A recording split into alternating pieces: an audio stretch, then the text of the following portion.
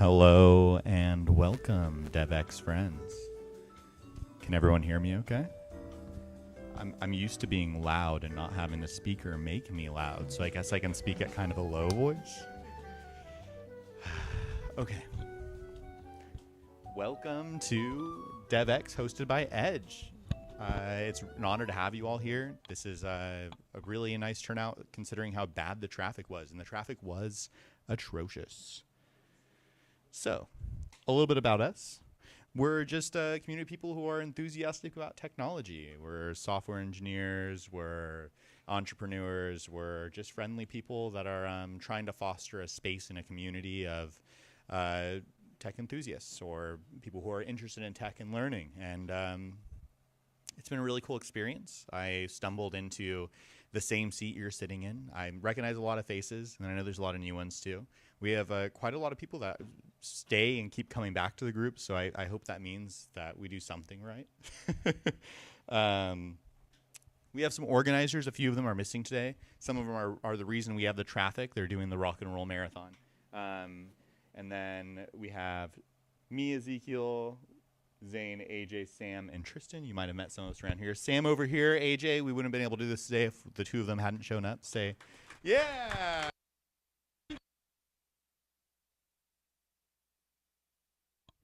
That applause was for me as well. We're hosted by Edge. Edge owns this building, or at least leases it, and they graciously lend us their space, so I talk about them for a second. Edge is a company that has a open source crypto wallet, meaning if you wanted to ever interact with crypto in any way, you can use Edge to store or make transfers, or just imagine one day you'll have enough disposable income to put into crypto. You can also contribute to the app because it's open source and make suggestions as to how it should be. So if you've always wanted a crypto wallet that does something a little bit better, you can make it better. I love open source. We love companies that support not only open source technology, but also communities like ours that are meeting up together. And so I wanted to give a big shout out to Edge. We can do another little applause even. Let's see, can I make you guys clap?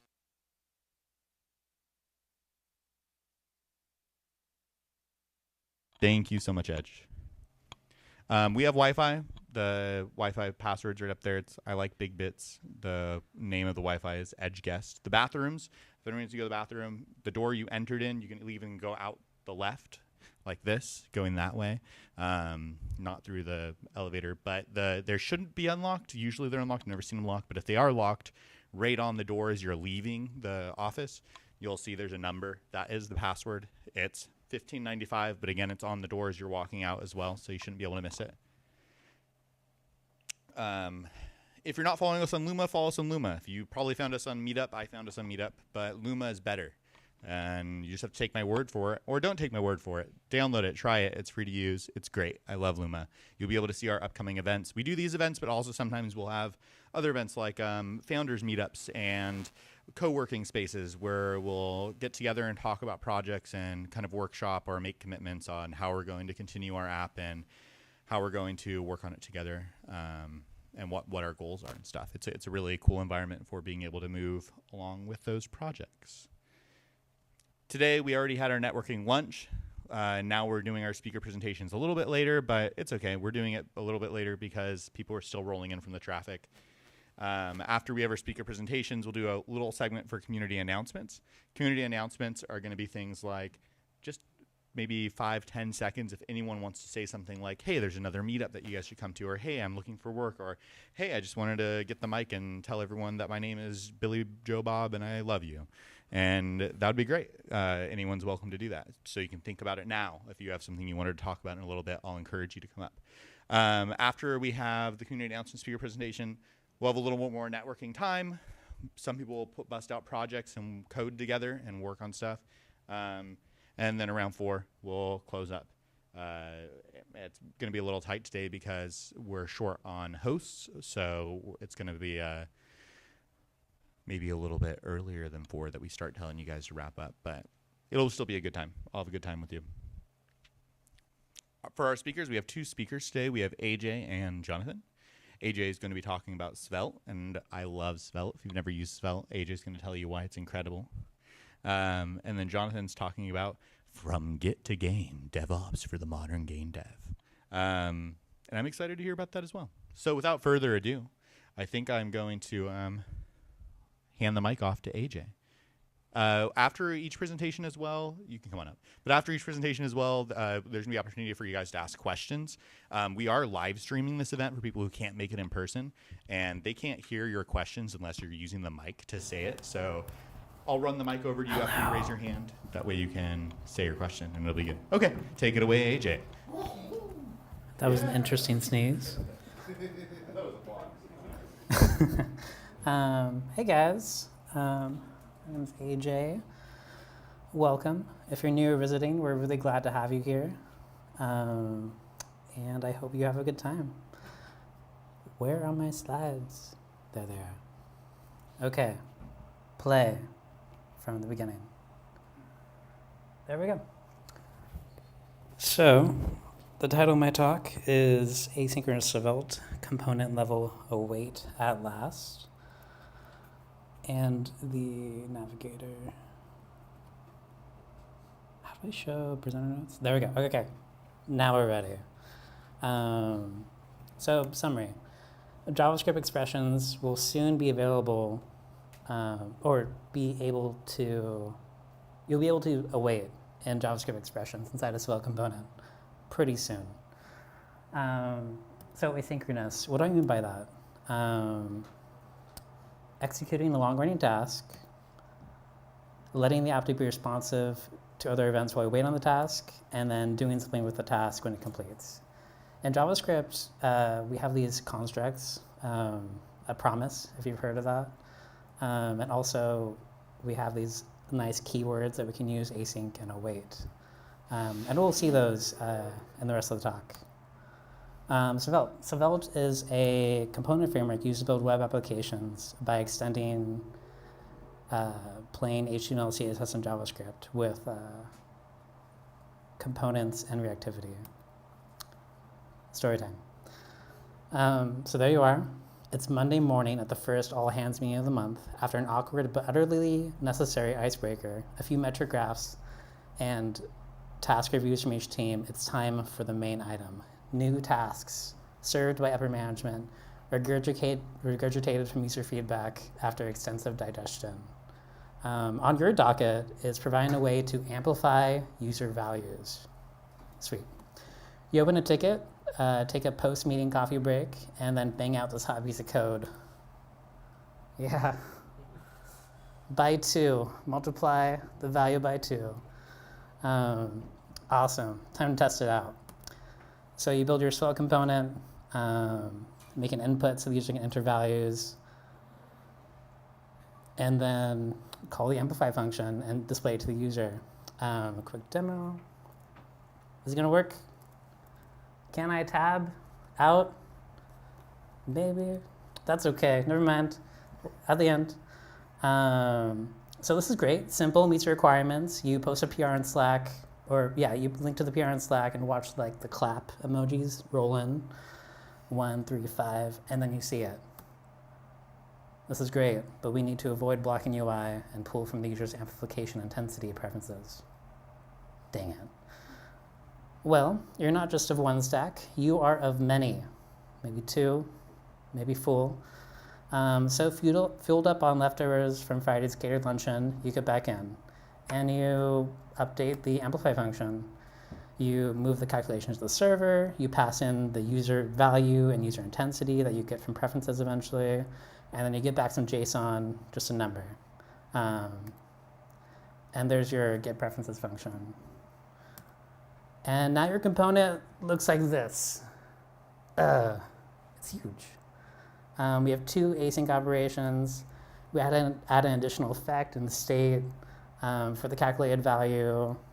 And now there's a few more lines to load preferences, and your simple component is gone. And in its place is chunky async sadness. Welcome. Welcome to DEVx.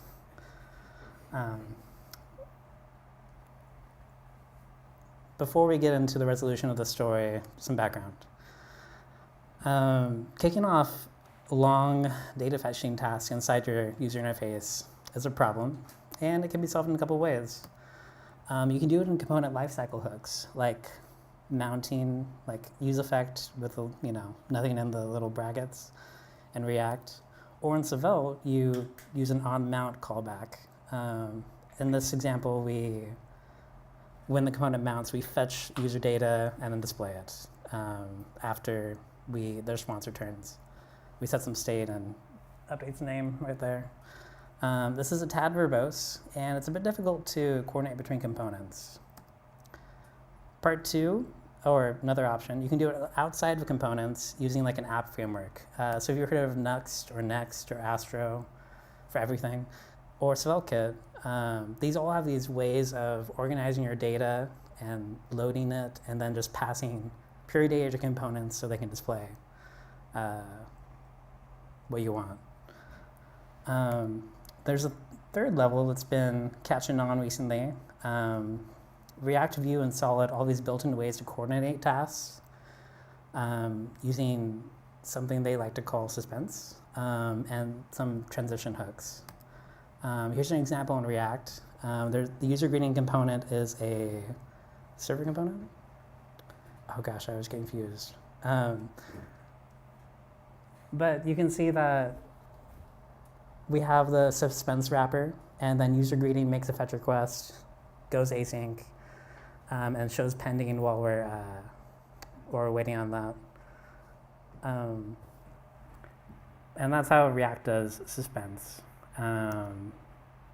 Soon, very soon, a time is coming when there will be a component level async in Svelte. What that means is that you're going to be able to use the wait keyword in 3 parts of your components. 1, at the top level of component scripts.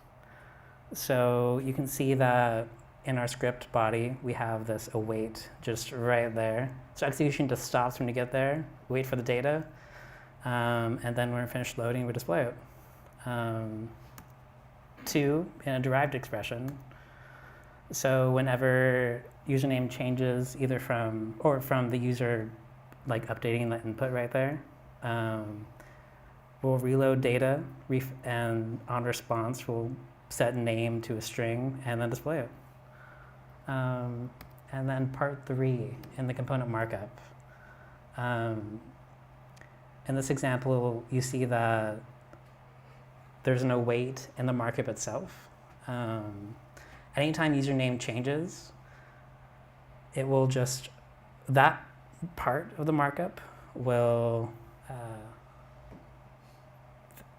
kick off their fetch request, and then on response, it'll display whatever the name data is.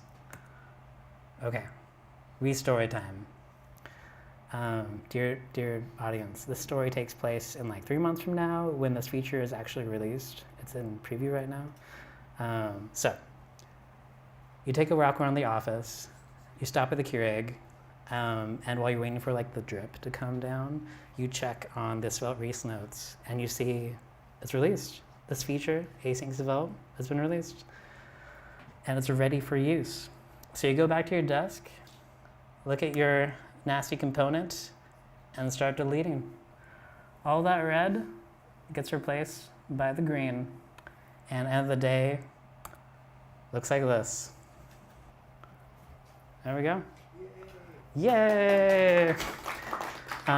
So the user can amplify their values, have control over it from their preferences, and the code looks like a dream. You push your changes, merge the PR, and celebrate with a mini bottle of champagne that you keep under your desk, just for this occasion. Thank you. Any questions? You. What's the... Just like in React, there was like a suspense and there's a fallback. Is there a fallback here while we're waiting for the fetch? There is a possible way to do fallbacks. It looks similar. You wrap somewhere up in the tree, you can wrap your component in a Svelte :boundary, and then it has a section where you can put your fallback code. Anyone else have any questions?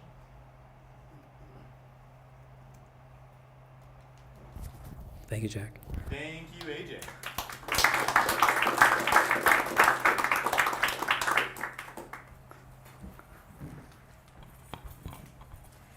Without further ado, our next presenter is already ready to go.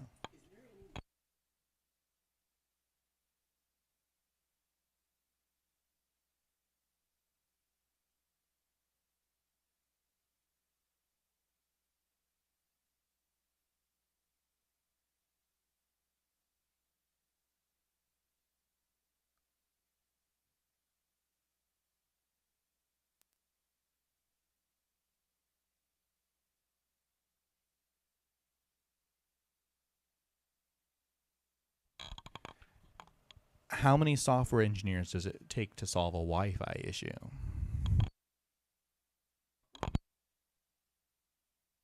We're about to find out.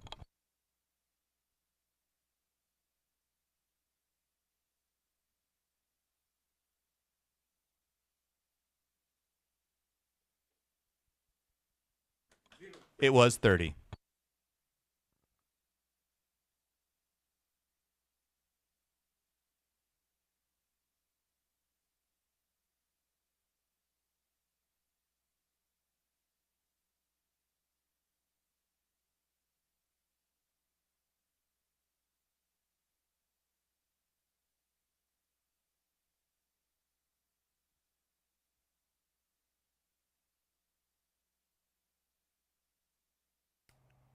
All right. Check. Hey, everyone. How's everyone doing today, huh? Good, thank you. Yeah? Great. Better now that you're here. All right. Is that good? Oh, yeah, I hear myself. Okay. All right. So, welcome to Get to Game. Actually, let me grab this real quick because this is fancy. I think that's the laser. Does this work? Oh, I have it backwards. There's a laser. And then does this work? No. Do we expect this to work? No, we don't. No problem. Cool. Good to know. All right. Welcome to my talk, Get to Game, DevOps for Modern Game Devs. This is really specifically about validating 3D assets. We're going to talk a little bit about just general kind of DevOps, specifically CI/CD pipelines, and then really specifically validating 3D assets. So it's super specific about 3D games. Here we go. This is me. Ignore that. They have enough food and water, so they'll be fine. My name is Jonathan Lewis. I'm a software engineer, currently a technical director at a game studio. And I am, I've worked on about 15 games in the last year. Basically, these are small vertical slice games. Sometimes we try to get funding for them to work on larger projects. Basically, from a technical side, I just help get games completed. So anything that I can do technically to make processes faster. I write code a lot. Also recruit people to work on projects, that type of thing. Okay, so this is for software engineer. Who here works as a software engineer or who does at least a decent amount of coding, programming? Okay. Is anyone here interested in the game development process as a whole? About half of you? Okay. What about DevOps specifically? DevOps? Okay. So this is a recent project that kind of inspired a lot of the work that I put into this. So let's just take a quick look at this. Oh, actually, I have it locally as well. So one of the nice things about this engine is that you can make web builds, so you can actually play cool 3D games on the web. Let's see if this actually runs at the same time. Okay, well, it runs. I think this is about as far as this gets. Cool, fancy schmancy, 3D rendering in a browser. And let's take a look at, okay, so how is this different from Web dev. I specifically thought about web dev because that's kind of where I came from more so. Anyone here a web developer specifically or more experienced specifically in web development? That is in contrast to maybe like application development, web, mobile apps. So raise your hand if you're more web, more experienced in web. Okay, who here has more like mobile experience? Okay, and then what else? Applications, just other applications? Okay, okay, cool. So my experience was more in web development, so that's good. That's the larger group here. That was me. Is he chewing on a cable back there? Oh, shoot. Hey!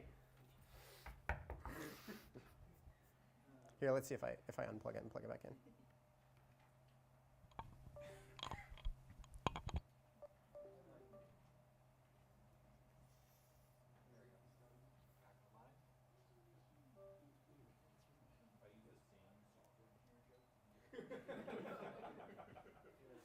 All right.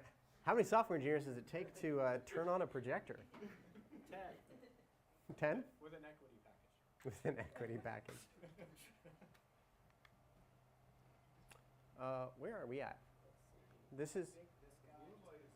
I hear it.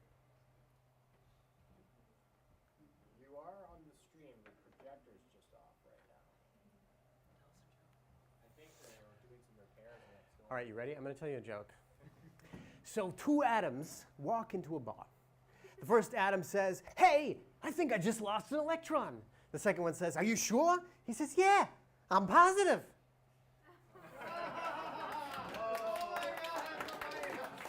Thank you. Thank you. Oh, I have more. Oh, well. Maybe something else will go wrong. You're just warming up, but so is the projector. All right, who can see that? All right, fine, we'll continue. All right, so how is it different? Big one, a lot of assets. In this case, for the 3D game, a lot of 3D models, but a lot of images. There's a lot of textures. Anyone play games like know about maybe the high-res textures, 4K textures, that type of thing? 4K textures, they end up taking up a lot of space. You've got a texture just for the colors, then you've got another one that's like how the light affects it from like bump maps and normal maps. A lot of you can end up with conceivably maybe not 100, but approaching 100 megabytes of texture data for a single model. That's on the high end. But also art, sound, right? All that takes a lot of space that personally I was not used to in web development. In web development, you might have images, but it's mostly code, right? Most contributors, at least on the projects that I've worked on, were not programmers. So a lot of people are putting things in the project, and they're not familiar with writing code, like automation, for example. And they may not be as familiar with GitHub or Git, which are the tools that we're using. And this is similar to application development or mobile app development. It runs on the client operating system, whereas I came from more used to writing client code that was running in a browser, right? Targeting specifically the web client runtime, JavaScript runtime. Another thing to consider, because there's so many assets, that it gets really big really fast, comparatively. So these are some of the things that individuals would say working on projects. I don't know how to make a build. Okay, so someone who adds work in, they want to see it. I don't know how to make a build, so of course, someone who knows how to make a build is going to help, right? When's the last time we made a build? That's a good question. If you don't have an automated process, maybe it's been a while, right? Can you try this in Engine and tell me what I need to fix? Dang. Someone's like, I don't know how to check my work. Could you do that for me and then tell me what I need to do differently? That's like, in my head, I'm like, oh, that's a lot of, that's very removed from that individual being able to check their own work, right? Can you fix the model in the engine? Which is like, we'll fix it in post. Has anyone ever heard that? We'll fix it in post? It's like that kind of thing, right? Or like if you're working with some weird API or something, and then later on you're just, well, we'll just fix the data later, right? Can't you just fix that on the front end? Something like that. I don't know what's wrong with the model. Can you show me? Which is like someone doesn't know how to see the same thing with their work that you might be able to see once you pull it into the engine. Maybe you're trying to automate things with it inside the game engine. So a lot of these things are basically indicators for me, like, okay, we need more, training is part of it, but we need more things that can be automatic. Easier for someone to get feedback on what they're doing and not necessarily need to involve more people in order to produce work that meets specifications. Okay, so this is kind of what it looks like working on a team. We had 3 programmers, and that means we had 15 non-programmers. So basically 15 people who weren't typically executing things inside the engine necessarily. Some of them were in the engine, but they weren't necessarily making builds. They were certainly not writing code. So very different than a web development environment. I'll give you a second to read this. There's so many.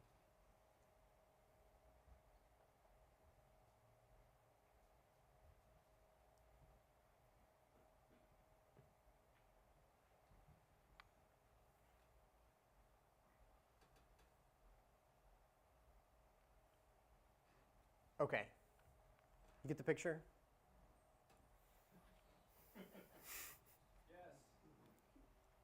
Okay.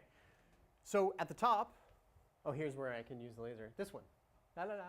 This is kind of what was happening. Now we assume game developer, they're pushing something into, they're committing it in their local Git. They're pushing it up to remote. It's ending up on main.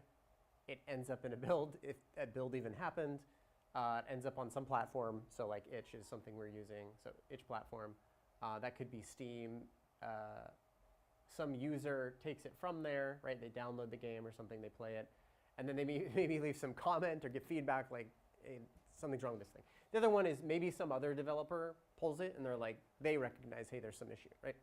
Well, the idea is to change that and to make checks happen sooner. So that as soon as someone's actively doing work, maybe they're even in their software. That's a later goal, right? They're in their software, they do something. This is like plugins inside VS Code. You know how you can get linting errors, things like that, or static checks, compiler errors, things like that, right inside VS Code.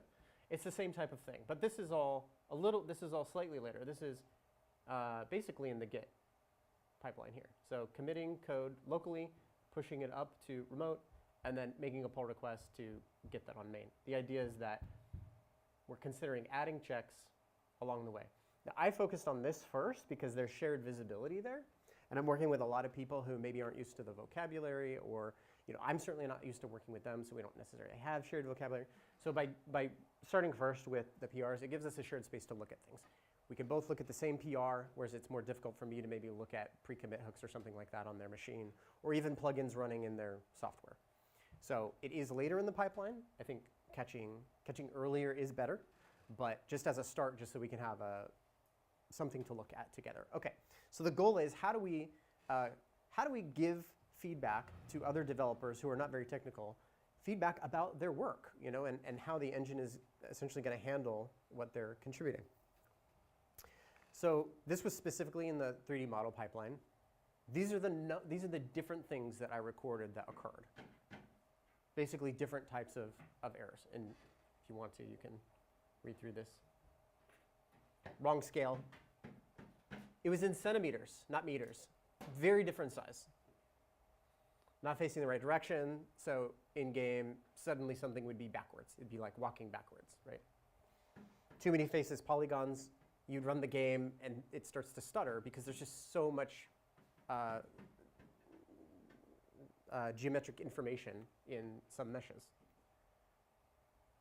Facing the wrong way, sometimes it'd be sliding on its back, so something could end up in the game and it's just like sliding on the ground on its back. Lots of different things. But the idea was I recorded all of them based on, basically every time something would happen, I was recording it, right? Planning ahead, knowing that I would be able to automate some of these things. Okay, so how do we make this better? How do we catch things earlier? How do we make it possible for someone doing the work to kind of see whether or not they're meeting the requirements? Well, having requirements, right? That's one, is letting them know as early as possible what is expected, right? So wrote that all down in general terms. Model is the correct size. It's facing the correct direction. Model is under a polygon budget. The orientation is correct. It has the expected number of material slots. I had no idea there were so many things that were expected. But once I started breaking it down, it became clear. So how do we check this? Well, I had never written checks for 3D assets before, but just about everything has an API, right? So GLTF is an open source format. Has anyone ever heard of FBX or OBJ? Okay, some of you. Has anyone ever heard of GLTF? GLB? Okay, GLTF and GLB are open source formats. And I think I'm saying that correct. Maybe it's called an open format. If anyone knows, please feel free to correct me. So you can look at the specifications for them, and there are some libraries that basically help you in navigating. They provide an API. Well, also, that data is just stored in JSON. So rather than data just being a binary object, who's familiar with the complications with binary objects and version control in terms of tracking changes over time? Right? You don't get that. You can use something like git LFS, and you can at least track, what do you say? You sort of save space. You're still tracking versions over time, but you're not getting any like space savings or anything like that. And you don't get like a diff file to file, not really. So with it tracked in text, you can actually see like this object's name changed, right? This object moved, it changed sizes, things like that. So we adopted this format as the format because of the data that's inside the format. That's our 3D file format. The other thing is using GitHub Actions to automate all of this stuff. We're using GitHub already. So let's take a look at what this looks like. So what does it look like with us automating these checks? So we did this project, me and one other contributor worked on this project specifically to build this pipeline. So this is, actually I could pull up the game really quickly because it is kind of cute. This is called Tiny Pet, inspired by Tamagotchi, or Tiny Creature. So this is the actual game we built. This was sort of a spike specifically to build a pipeline, but we're trying to emulate the real work that's being checked. So we did real work that got checked. So this is a little pet. You can pet him. That's me. I do voiceovers. You can feed him. Don't feed him too much. He'll also poop in a second, and I can clean that up.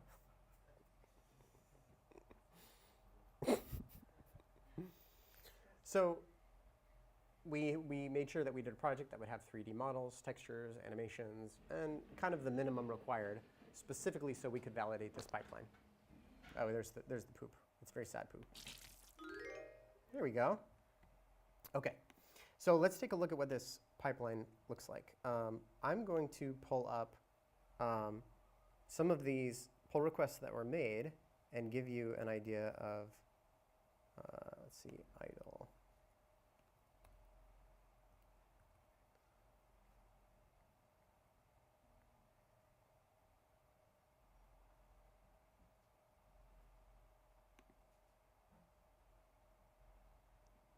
OK, so this is one example I'd failed to check because it was missing a texture.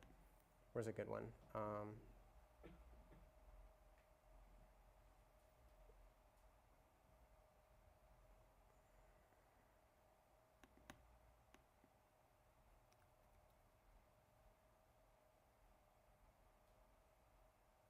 Oh, there we go, idle. OK, so this was the model being added, and we could look at failed checks. But this is at least giving the 3D modeler an idea of kind of how their model's looking inside the engine. So we'll go top down. So first of all, there is a specification file that can be filled out that actually says like what are the dimensions this thing is supposed to be. That's kind of like writing tests, right? Like maybe if you think behavior-driven development or test-driven development, you're writing some sort of a specification, often in code. But this actually can specify the dimensions of this object. Looks like it passes those. We can actually get a 3D preview. So let's pull that open. Pardon me. OK, so we get this object here that we can preview. It looks like it doesn't have any textures, but that might be fine for now. Yeah, so that gives someone essentially doing it's like a code review, but it's an asset review, an idea of what's coming in and how it's going to be interpreted. Total polygons, that looks like it's under budget. There's no budget here. It looks like it's not part of that specification.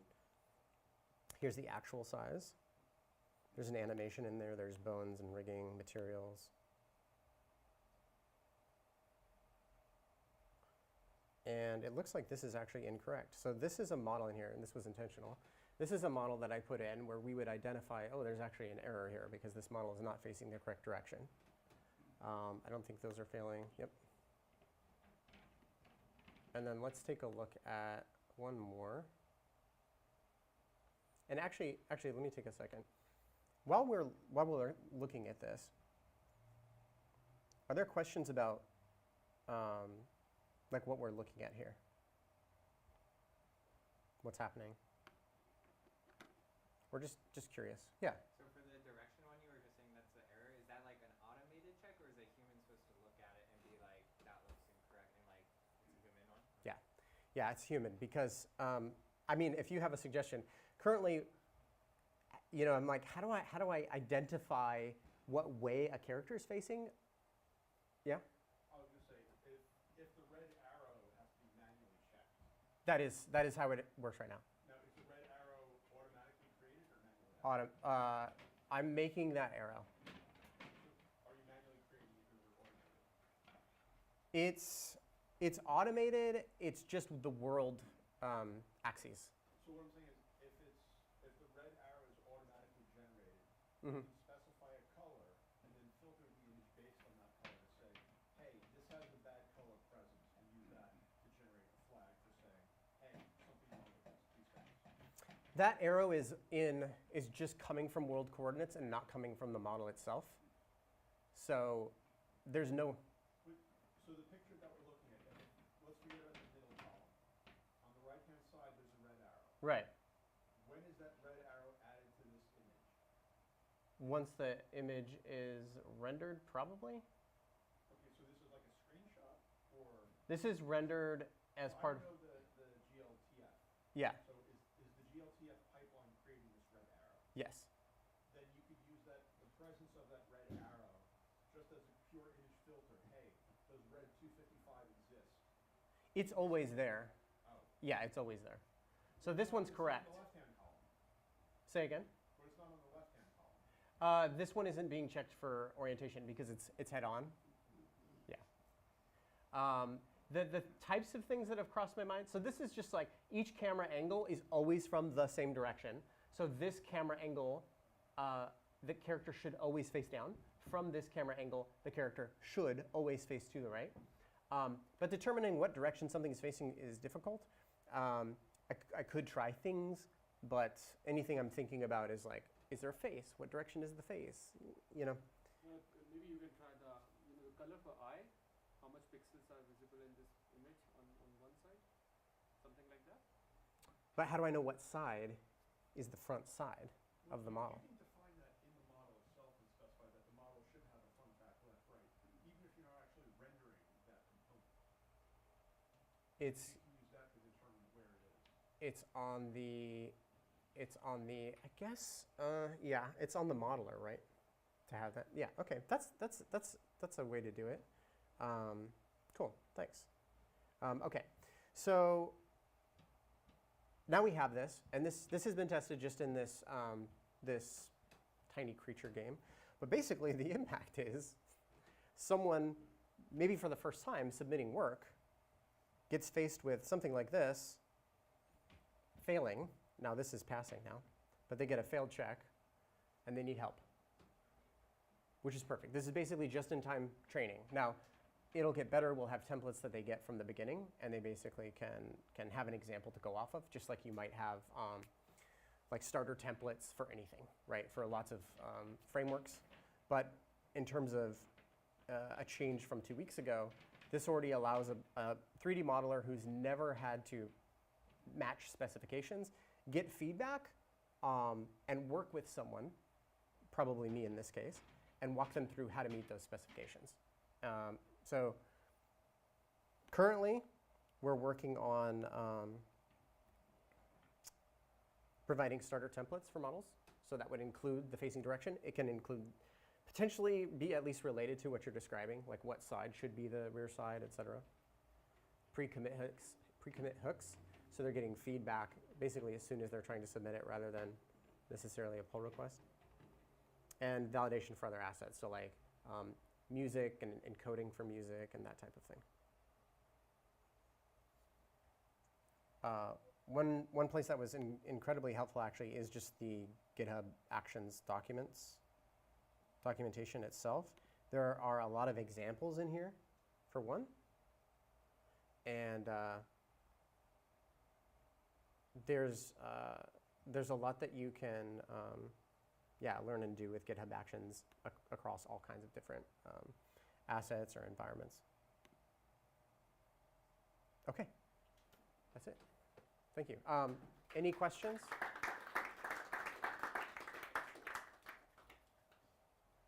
Any questions? I'll give it a couple more seconds. Don't be shy. Thank you so much for the presentation. It was great. I'll ask another one. Sure. Here. Unrelated to the previous thing, one thing that the internet seems to have a lot of opinions on is like what you should store in Git and what you shouldn't store in Git. Like, do you store images? Do you not store images? When do you use Git LFS and when do you not? And it seems like that would come up a lot in games. So I'm like, how do you decide what you store in Git and what it's like? Even it sounds like you want the GLTF approach, but like if I just had like MP4 videos, do you store that in Git usually, or like? Well, there's limitations on just regular Git. So if you have a file that's, I think, more than 50 megabytes, you'll get a warning. If it's more than 100, GitHub won't store it. So if it's not in LFS. And if you want to do that type of thing for some reason, you can run a program called Git T, which is essentially an on-premises version of GitHub. So you can run your own instance on your own hardware, and you can do silly inventory things if you have enough storage. And I have a question right over here. Does that answer your question? Okay. How many usually CI/CD pipelines do you do have per project? Just one CI/CD pipeline? Like right now for this Tiny Pet one, there's, I think, 6 or 8 or something.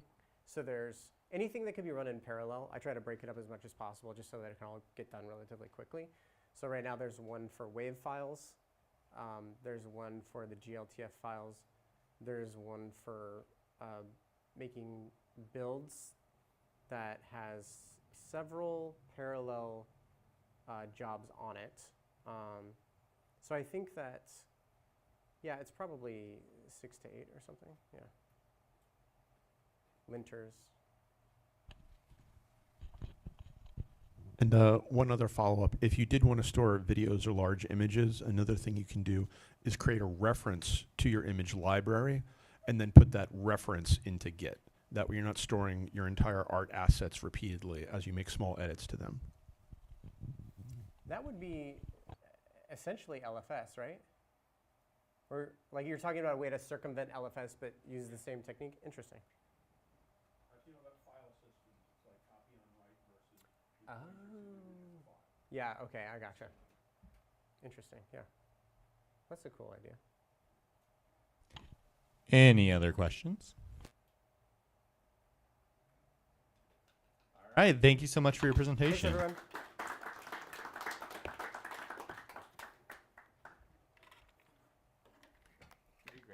Thanks. Also, if you ever wanted to give a longer form presentation, we do have signups on the website. You can propose anything you're working on, and we'll try and schedule you in. We do record it if you wanted something to put on your portfolio page or something. It's kind of handy to have. Also, we're always happy to hear about you and coming up technology. Right now, we're about to do community announcements. So if anyone has anything they want to share with the group, you're welcome to come on up. Please don't be shy. You can be as simple as saying hello or saying, this is me, I do this kind of work. If you're interested in that, please come talk to me.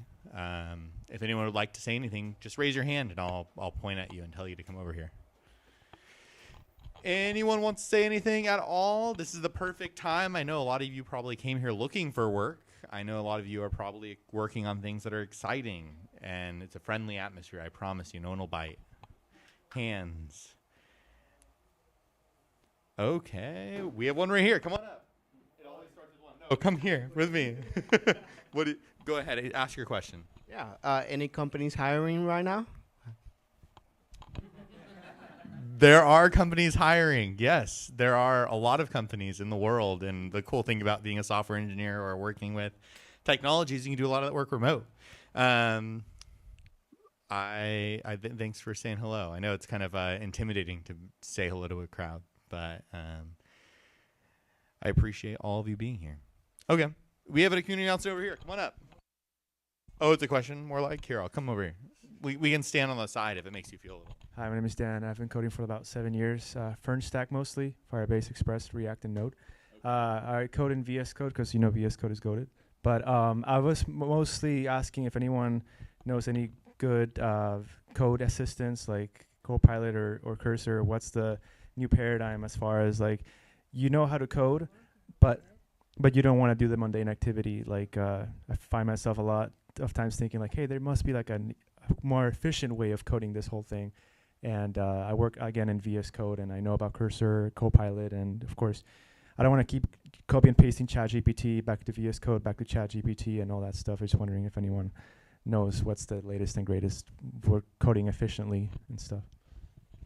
So if anyone wants to talk about AI tools, you know who to talk to. And AI tools in coding are a very hot topic right now. So that's a great topic to bring up, and that I'm sure a lot of people will have interest in. Anyone else want to ask anything, say anything? All right, come on. You have to come actually to the stage, Gus. It's good to see you. Hi, everyone. My name's Gus. Just wanted to tell you guys that I'm just trying to create a chatbot using OpenAI's API that just basically generates legal disclaimers. And yeah, that's it. Thank you, guys. Just wanted to share. Hey. So if anyone's interested in talking about chatbots or making them, Gus is your guy. Anyone else have anything they'd like to quickly say? Community announcements, other meetups, other events going on? Please. I'm Aditya. I came from Amsterdam, Netherlands, for not for today, yes. But there is a conference which is going on in San Diego, which is called a FinOps conference. I don't know if many of you know about what FinOps is. It's kind of DevOps, but also to make sure the cost or cloud costs are not going higher for your organization. So I'm going to speak there, and I could just find some time for being here. Thank you. It's in a hotel, Marcus Marina. Okay, and when is it? From tomorrow. Tomorrow, what time? The whole day. So tomorrow, Monday to Wednesday. Yeah. Oh, okay, okay. So there's a conference going on. Thank you for letting us know about that. You get tickets to this event? Yeah, how much are tickets? $2,000 for a ticket? Can you hook us up with a deal? Like maybe free?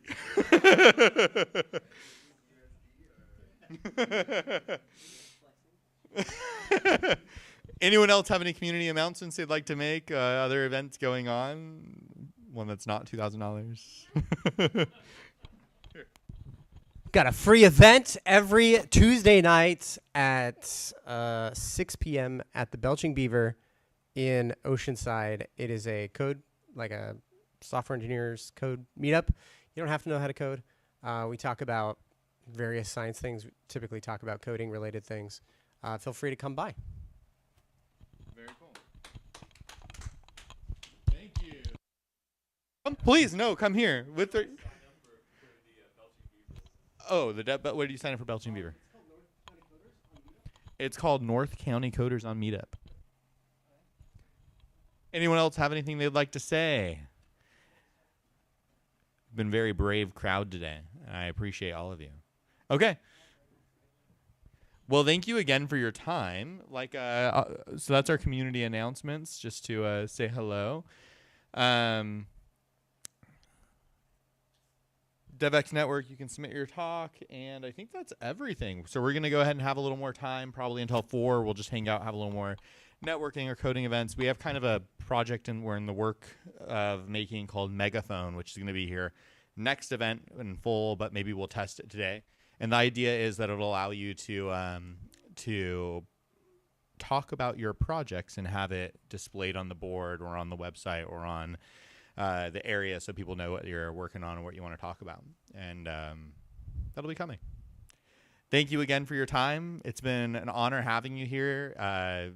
It's always amazing, the turnout and the friendly people we get and all the excitement we have for technology. And it makes me excited to come here. So you guys are why I woke up on a Sunday, because normally I wouldn't deal with this traffic. I'd have turned right around and gone home. So thank you again.